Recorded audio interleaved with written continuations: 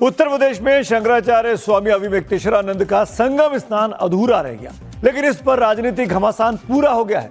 आज बसंत पंचमी पर भी उन्होंने संगम स्नान नहीं किया, लेकिन उनके स्नान को लेकर जो लड़ाई पहले संत वर्सेस संत और बीजेपी वर्सेस समाजवादी पार्टी की चल रही थी, अब वो बीजेपी बनाम बीजेपी की शक्ल भी लेती जा रही है। माघ मेले में शंकराचार्य स्वामी अविमुक्तेश्वरानंद से जुड़े विवाद ने पार्टी को धर्म संकट में डाल दिया है। अविमुक्तेश्वरानंद की कंट्रोवर्सी पर बीजेपी के अंदर पहले बयानों की क्रोनोलॉजी को समझिए आप। मुख्यमंत्री योगी आदित्यनाथ ने कल दोपहर हरियाणा के सोनीपत में एक धार्मिक कार्यक्रम के दौरान बगैर स्वामी अविमुक्तेश्वरानंद का नाम लिए काल नेमी संज्ञा का इस्तेमाल किया। माना गया कि ये शब्द इन्होंने स्वामी के लिए हैं। उसके कुछ घंटों के बाद उत्तर प्रदेश के आजमगढ़ में डिप्टी सीएम केशव प्रसाद मौर्य कैमरे के सामने आए। उनके शब्दों में शंकराचार्य जी के लिए श्रद्धा थी, सम्मान था और संदेश में शंकराचार्य जी के लिए प्रशासन पर सवाल थे और अविमुक्तेश्वरानंद से सुलह की कोशिश भी दिख रही थी। पहले दोनों बयान सुनिए। अगर कोई राष्ट्रीय स्वाभिमान को चुनौती देता है तो हमें खुल करके उसके सामने आकर के खड़ा हो जाना चाहिए, उसकी चुनौती का मुकाबला करने के लिए खड़ा होना चाहिए। कोई धर्म के खिलाफ आचरण करता है, क्योंकि ऐसे तमाम कालनेमी होंगे जो धर्म की आड़ में सनातन धर्म को कमजोर करने की साजिश रच रहे होंगे। हमें उनसे सावधान होना होगा। पूज्य शंकराचार्य जी के चरणों में प्रणाम है, वो बढ़िया स्नान करें, उनसे प्रार्थना है और यह विषय का समापन करें, ऐसे आग्रह है। अभी जो आपने डिप्टी सीएम केशव प्रसाद मौर्य का बयान सुना, ये बयान कल आजमगढ़ के कलेक्ट्रेट में उन्होंने दिया था, लेकिन उनका पहला बयान बहुत शॉर्ट फॉर्म में था। लेकिन जब वो कलेक्ट्रेट ऑफिस से बाहर निकले, उन्होंने अपने बयान को विस्तार दे दिया। वो भी आप सुनिए। पूज्य शंकराचार्य जी के चरणों में प्रणाम करते हैं, प्रार्थना करते हैं, स्नान करें। सर, उनका आरोप है कि मतलब हमको निशाना बना करके नहीं, जिन लोगों ने भी किया है उसकी जांच करके, जो उनकी जांच करके जो भी किसी भी पूज्य संत आचार्य को, शंकराचार्य जी को, किसी भी संत का भी अनादर हमारे यहाँ करने का वो नहीं है। अगर कोई ऐसा किया होगा जांच करके कार्रवाई करेंगे, लेकिन उनके जो भी ऐसा किया है उसकी जांच करके कार्रवाई करेंगे। लेकिन अभी पहला ये है, भगवान शंकराचार्य जी के चरणों में प्रार्थना करता हूँ कि वो अपना जो भी विरोध है उसको समाप्त करके संगम स्नान करके मिले। एक शख्स भगवान शंकराचार्य बोल रहा है, एक शख्स कालनेमी बोल रहा है। कालनेमी रामायण में एक रावण का जिक्र है, उसके साथ कालनेमी नाम का जिक्र आता है। यानी कालनेमी को नकारात्मक संज्ञा के तौर पर देखा जाता है और बिल्कुल उल्टा केशव प्रसाद मौर्य बोले। वैसे ये पहली बार नहीं हुआ है, पहले भी कई मौके आए जब मुख्यमंत्री योगी आदित्यनाथ से केशव प्रसाद मौर्य की लाइन अलग सुनाई दी है। वो भी क्या क्या रही है मैं आपको आगे याद दिलाऊंगा, लेकिन अगर आप भूल गए होंगे तो आपको उस पर अंडरलाइन करते हुए सुनाऊंगा। लेकिन एक दूसरी बात पहले कर लेता हूं और वो ये कि अविमुक्तेश्वरानंद को लेकर सरकार के दो शीर्ष चेहरों के बीच ये विरोधाभास आखिर क्या संकेत दे रहा है। केशव प्रसाद मौर्य के अतीत और वर्तमान में शंकराचार्य विवाद को देखते हुए उनके इस बयान पर अब एक नई बहस छिड़ गई है। सवाल उठे हुए हैं, आखिर माघ मेला प्रशासन और डिप्टी सीएम के स्टैंड अलग अलग क्यों हैं।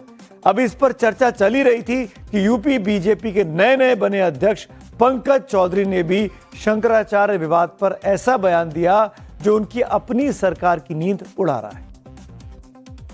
देखिए, भारतीय जनता पार्टी का हमेशा संतों का आशीर्वाद और श्रद्धालुओं के आस्था और सुरक्षा दोनों हमारे लिए सर्वोपरि रहा है, ताकि सरकार काम करे। लेकिन शंका कर रही है कि संतों का अपमान किया जा रहा है, कई वीडियो भी वायरल हो रहे हैं। मैंने पहले कहा कि हमारे संतों का हमेशा आशीर्वाद हम लोग को मिलता रहा और जो हमारे श्रद्धालु हैं उनकी सुरक्षा का भी व्यवस्था हमारे लिए सर्वोपरि। पंकज चौधरी साहब का बयान उसी लाइन पर है जिस लाइन पर केशव प्रसाद मौर्य बोल रहे थे। विरोधी कह रहे हैं कि यूपी बीजेपी में अब सब कुछ ठीक नहीं दिख रहा। अब सवाल है कि आखिरकार यूपी के डिप्टी सीएम और यूपी के अध्यक्ष को शंकराचार्य के सम्मान की लाइन क्यों लेनी पड़ी। कई लोग इसे बीजेपी में अंदरूनी टकराव मान रहे हैं, तो कोई अखिलेश यादव के शंकराचार्य के सम्मान वाले कैंपेन पर पूर्ण विराम लगाने की रणनीति बता रहा है। कई बार राजनीति में ऐसा भी होता है कि एक ने गर्म पानी डाला तो दूसरे ने ठंडा पानी, गुड कॉप बैड कॉप आपस में खेलते हैं। इसीलिए सियासत में कई बार सीधी बात से ज्यादा अहम होती है कि बीच की लाइन, और बीजेपी की बीच की लाइन ये बता रही है कि पंकज चौधरी और केशव प्रसाद मौर्य भले एक सुर में बोल रहे हों, लेकिन दोनों का अपना एक स्केल है। इसी बीच ये भी सवाल उठ रहे हैं कि क्या यह सिर्फ संतों के सम्मान की बात है या कुछ और है, क्योंकि बीजेपी में योगी आदित्यनाथ की मजबूत छवि के बावजूद उनके डिप्टी सीएम के कई ऐसे बयान सामने आते रहे हैं जो इशारों में संदेश देते हैं। जैसे याद करिए 2024 में लोकसभा चुनाव के नतीजों के आने के बाद योगी और मौर्य में कैसे तनातनी मच गई थी।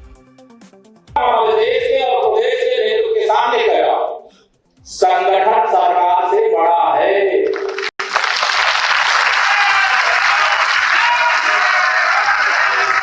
संगठन से बड़ा कोई नहीं होता है। संगठन सरकार से बड़ा है, बड़ा था, बड़ा रहेगा। संगठन बड़ा है। मौर्य का यह बयान जुलाई 2024 का है। उस वक्त बीजेपी की राज्य कार्य समिति की बैठक में केशव मौर्य ने कहा कि संगठन सरकार से बड़ा है, कोई संगठन से बड़ा नहीं है। तब उनका यह कहना योगी सरकार पर अप्रत्यक्ष हमला माना गया। खासकर 2024 के लोकसभा चुनाव में बीजेपी के पक्ष में जो परिणाम आए उसके बाद यह बयान बहुत महत्वपूर्ण हो जाता था। लेकिन तब से अब तक योगी और केशव प्रसाद मौर्य से जुड़ी कई और खबरें आई हैं, जिससे सवाल उठे कि क्या यूपी में सीएम और डिप्टी सीएम के बीच सब कुछ ठीक नहीं है। 2027 में यूपी विधानसभा चुनाव होने, बीजेपी के लिए यूपी की जीत काफी ज्यादा अहम है, क्योंकि 2027 की जीत ही 2029 के लोकसभा चुनाव में बड़ी विक्ट्री का ग्राउंड तैयार करेगी। ऐसे में सीएम योगी और डिप्टी सीएम मौर्य का एक राय होना पार्टी के लिए बहुत जरूरी हो गया है।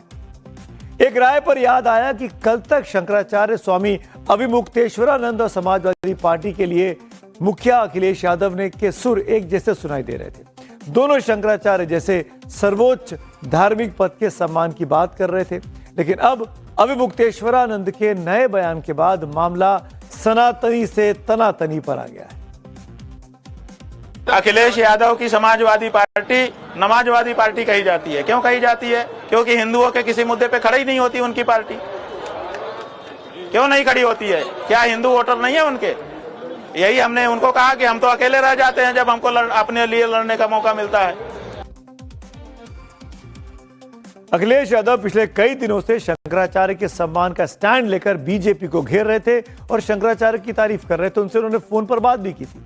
लखनऊ में एसपी ऑफिस के बाहर पोस्टर लगाया गया। पोस्टर में लिखा गया कि शंकराचार्य का अपमान नहीं सहेगा हिंदुस्तान।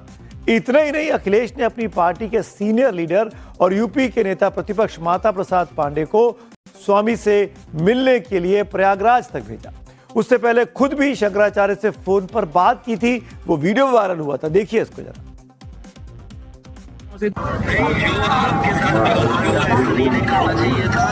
देखिए, जब कोई बच्चा हिंदू घर में पैदा होता है, हिंदू माँ बाप से, जन्मते ही उसका गंगा यमुना में स्नान करने का जन्मसिद्ध अधिकार हो जाता है।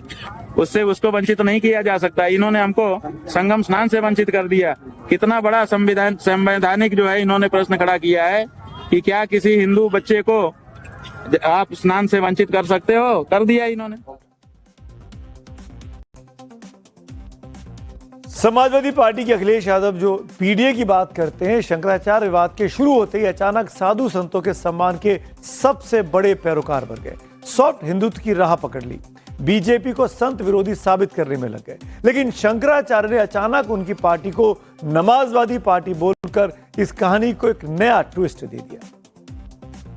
पार्टी पे हमला करने से उनके कुछ सवालात जो उनसे पूछे जा रहे हैं वो ना पूछे जाएं, इतनी सी बात है। और मैं इतना जानता हूँ कि जब कोई फंसता है, वो साधु हो, महात्मा हो, संत हो, कोई पार्टी हो, कोई नेता हो, कोई उप मुख्यमंत्री हो, कोई और भी लोग हों, जब कोई फंसता है तो समाजवादी पार्टी पे 2, 4, 6 तीखे सवाल करके अपने आप को मैनेज कर लेते हैं।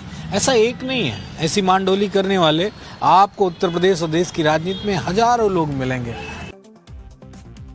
यानी यूपी की सियासत में संतों का मुद्दा सिर्फ धार्मिक नहीं रह गया, ये अब सियासी दिशा तय करने वाला औजार बन चुका है। बात अविमुक्तेश्वरानंद से शुरू हुई थी तो अंत भी वहीं से होगी। लेकिन उसके लिए इस तस्वीर को देखिए।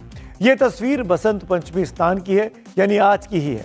पूरी पीठ के शंकराचार्य स्वामी निश्चलानंद जी सरस्वती संगम स्नान के लिए व्हील चेयर पर गए। वो चलने में असमर्थ हैं, उनको तकलीफ है, इसीलिए व्हील चेयर से उन्हें ले जाया गया। निश्चलानंद जी भी शंकराचार्य हैं, हिंदू समाज में उनका बहुत सम्मान है, उन पर कोई विवाद भी नहीं है। वो भी सरकारों के खिलाफ बोलते हैं या कहें कि धर्म के पक्ष में बोलते रहे हैं, लेकिन उन्होंने ये जिद नहीं पकड़ी कि जाएंगे तो पालकी में ही जाएंगे, अपनी तमाम भीड़ के साथ जाएंगे, कुंबे के साथ जाएंगे। तो फिर मौनी अमावस्या के स्नान के लिए अविमुक्तेश्वरानंद ने पालकी वाली जिद क्यों पकड़ी थी? खुद निश्चलानंद जी महाराज अविमुक्तेश्वरानंद के स्नान वाले विवाद पर अब क्या कह रहे हैं, वो भी आपको सुनना चाहिए। व्यवस्था है महाराज जी, बहुत अच्छी बात। अच्छा महाराज जी, कुछ संत हैं जिनको नहाने के लिए उस दिन रोका गया था, उनको लेकर के क्या कहेंगे? नहाने से तो किसी को रोका नहीं गया होगा, ताम झाम से रोका गया होगा। उनको लेकर कोई विचार नहीं महाराज जी, उनको स्नान करना चाहिए महाराज जी अब आके। झगड़ा मत लगाओ।